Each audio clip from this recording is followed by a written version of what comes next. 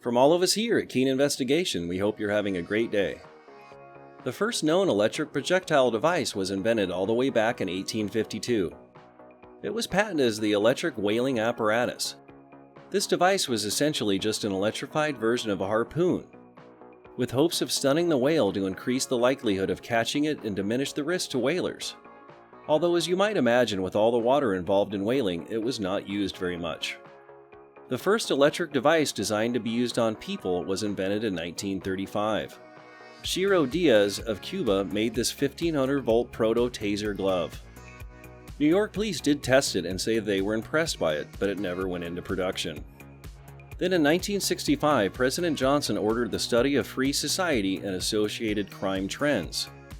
The study stated that patrolmen were to have a non-lethal method of incapacitating a criminal which was efficient and had minimal risk of lasting injury. Prior to this, in the 1960s, patrolmen were known to carry electric cattle prods as shock batons for crowd control. Use of these devices eventually led to public outrage. In 1969, a NASA scientist named Jack Cover was reading a newspaper when he came across an article describing on how a man got stuck to a fence while hiking. A fallen tree had knocked down a power line, causing the fence to be electrified. After reading this, Jack immediately began to sketch his idea for a handheld electric projectile gun on the newspaper, after which he ran to his garage and began to work on a prototype. Jack would work on his device for around 5 years, refining his design. During this time, he first tested it on cattle with great results. When hit, the bull would fall down incapacitated but would get up and run off shortly after. Next, he needed to test it on a person, so he got his son to shoot him with it. After his son saw his dad get shot, both his son and his son's friend volunteered to test it as well. The test went great, and in 1974 he patented the Taser Public Defender. The name Taser comes from his favorite childhood book called Tom Swift and His Electric Rifle. However, his design used gunpowder as its propellant, which led the Bureau of Alcohol, Tobacco, and Firearms to classify it as a firearm in 1976. This meant that he could not really market it to the general public, and the police were not that interested. Most law enforcement agencies were not convinced enough to implement the electric firearm among their patrolmen. The device was considered more of a novelty item and was carried around in patrol supervisors' vehicles.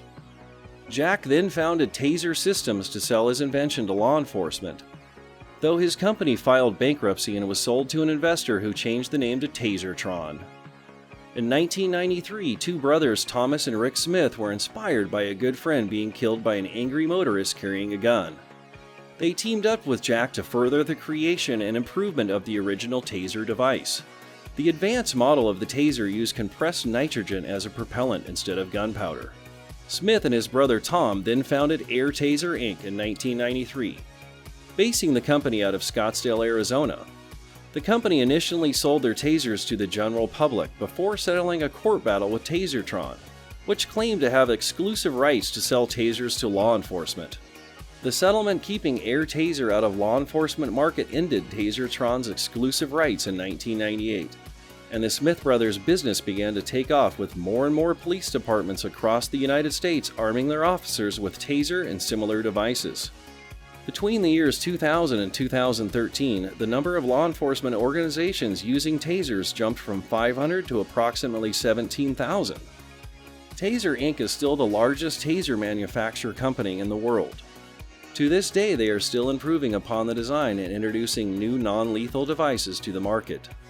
The most interesting aspect of the Taser was the creation of the AFID system.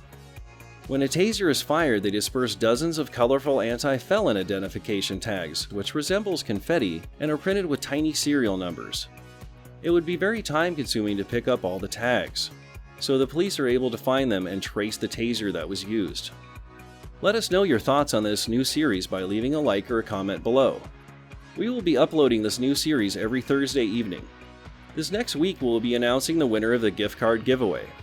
If you enjoyed the video, don't forget to tase that like button and share it with friends. Thank you, and as always, have a great day.